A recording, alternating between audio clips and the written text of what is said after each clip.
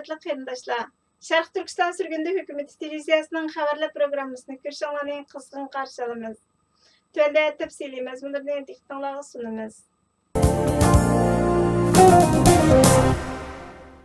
43 dövlətdən təşkillənən bir qruppa Pəyşənbə günü Birləşmiş Dövlətlər Təşkilatında Xitayning Şərq Türkistandakı Uyğur və başqa türk millətlərə yürgüzüyotqan kişilik hüquq dəfsəndçiligini ayıpladı. Her yili Birleşmiş Devletler Teşkilatı Umumi Meclisi'nin Kişilik Hukuk Komitesi'nde Xitayning kişilik hukuk dəfsəndçiligi tənqid qılındı. Bu tur köpüncüsü Qərbdəki dövlətlərdən tərkib topqan 39 dövlət Xitayni ayıplagan bulup, bu yıl bu 39 dövlətə Türkiye, Eswatini və Liberiya qatıldı.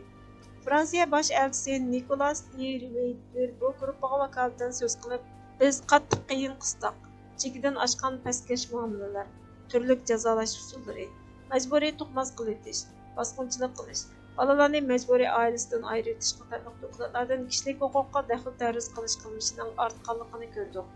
Xitoyning keng ko'lamda nazorat qilishi Uyg'ur va boshqa turkiy millatlarni nishonladi dedi. Kuba elchisi Xitoyga yaloqchilik qilib, qolgan 62 davlatga vakolatan Xitoy davlatining egilik huquqi, mustaqilligi va zamin butunligiga hurmat qilishini talab qilib bayonot e'lon qildi. Xitoyning Birleşmiş Devletler Teşkilatı'da turuşluq baş elçisi Zhang Jun Birleşmiş Devletler Teşkilatı yılından keyin ötküzülgen muxbirlarni kutib olish yig'inida tanqidni asossiz dedi va Amerikani boshqa davlatlarga besim ishlatib Xitoyga qarshi turdi deb tanqidlab, Amerika va boshqa bir qancha davlat o'zlarining qo'rqinchli kishilik huquq dafsanchilik xotirasini yoshirishga tirishyapti. Arab davlatlarining taraqqiy qilayotgan davlatlarni bo'zaq qilishi va ezishi o'tmishda qoldi deyish orqali jinoyatini qilchimi o'ziga yuqtirmadi. Birleşmiş Devletler Teşkilatı Gruppası, Birleşmiş Devletler Kişilik Hukuk Ali Komisarını öz içine alan müstakil küzetkiçilerinin Şərq Türkistan'dan tuğsallıqsız tekşürüş edip verişini, her qaysi devletlerini Uygurlarını Xitayga qaytırmaslıqqa çağırdı. Şərq Türkistan sürgünde hükümeti, biz 43 devletinin Xitay işgal qılğan Şərq Türkistan'daki Uygur ve başka Türkiye milletlerine yürgüzüyotqan vahşilikini ayıplığanlığını alqışlaymiz.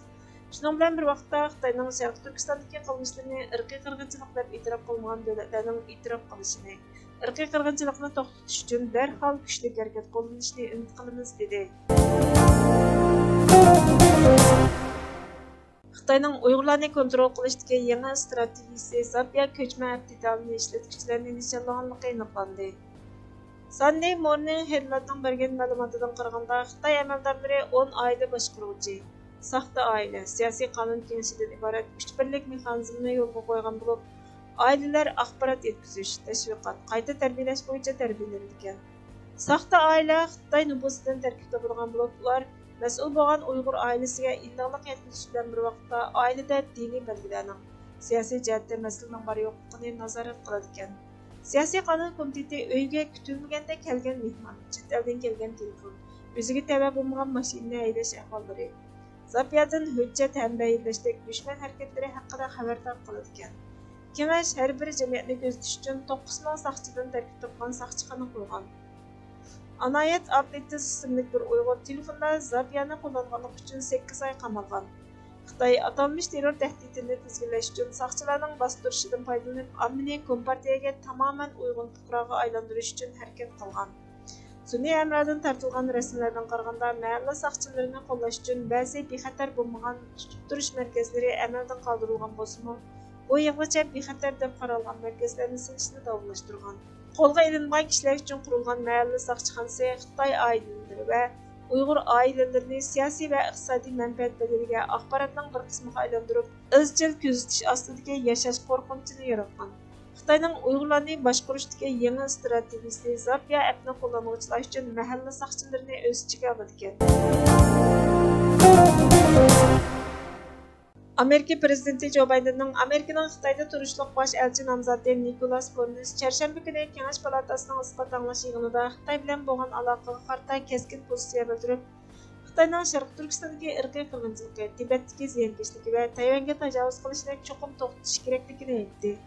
Amerikaning Shimoliy Atlantik Ahdi Tashkilotida turishliq burunqi bosh elchisi 65 yoshlik Burns Xitoyning Amerikaning eng xatarli raqobatchisi ekanligini, Washingtonning Yevropa va boshqa joylardagi ittifoqdoshlar bilan hamkorlashib, iqtisodiy pishon barpo qilishi kerakligini, Washingtonning Tayvanga nisbatan bir Xitoy siyosatida ching turishning to'g'ri ekanligini, Xitoyning Tayvanga qaratgan harbiy tahdidining kun sari kuchayayotganligini, Ammo bir Xitoy siyosatini saqlab qolish Xitoyda o'z-o'ziga xo'ja bo'lgan demokratik orol Tayvanga kuch ishlatishdan to'sishdagi eng oqilona va unumli usul ekanligini, parlament va ijroiya organlarining Tayvanga qurol-yarog' ta'minotini kengaytirish huquqining borligini, ma'muriy organ va parlamentning Tayvanning yetarlik o'zini qo'llash iqtidorini saqlashiga yordam berishi kerakligini, Amerikaning Tayvan haqida tuzgan to'xtamga Xitoyning amal qilishiga ishonmaydiganligini, Washingtonning orolga bo'lgan bexatarlik yordamini cho'nqillaштirish sharoitining borligini, Xitoyning g'aljirligi va dunyodagi nurg'un kishilarning qarshiligiga uchraydiganligini,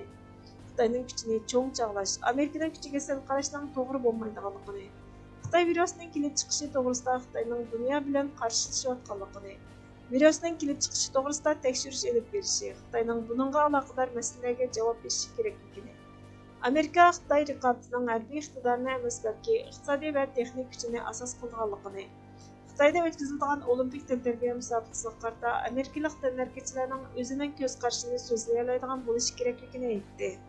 Sharq Turkiston surguni hukumati buningga qarta inkos qaytarib, biz Amerikaning Xitoyning Sharq Turkistonda yurgizayotgan irqiy qirg'inchiligini gavdalantirish uchun qilgan barliq ishlarga rahmat aytamiz. Biz Amerikaning samiga shuni solmoqchimizki, harakatning kuchi so'zdanmi kuchli. Biz Amerikaning kuchli harakat qo'llanib, Xitoyning Sharq Turkistonda yurgizayotgan irqiy qirg'inchiligini to'xtatishiga chaqiriq qilamiz dedi.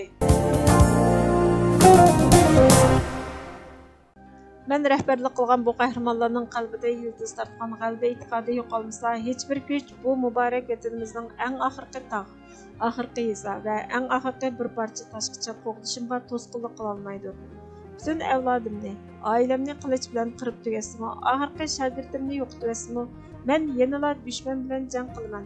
Bu mening oxirgi javobim deydi Kavkaz qahramoni Shayx Shaman. İnsanning ikki narsa uchun jinini qurbon qilishi zarur tepiladi. Biri vatan uchun, yana biri Allah uchun. Vatanimizni ishg'ol qildirmaslik yoki ishg'oldan qutqizish uchun bizga allaburun hamma narsamizni fido qilish zarur bo'lib bo'lgan. Taki vatanni mustaqil qilmoqcha bu fidokorlikning vaqti o'tib ketdi yoki texi vaqti emas deyish aqlga sig'maydi. Hörmətli görürmənlər, xəbərlərimizni köynəmək üçün köp rəhmət. Kelər qitimli proqramımız görüşkəcə Allah'a emanet olğaysızlar.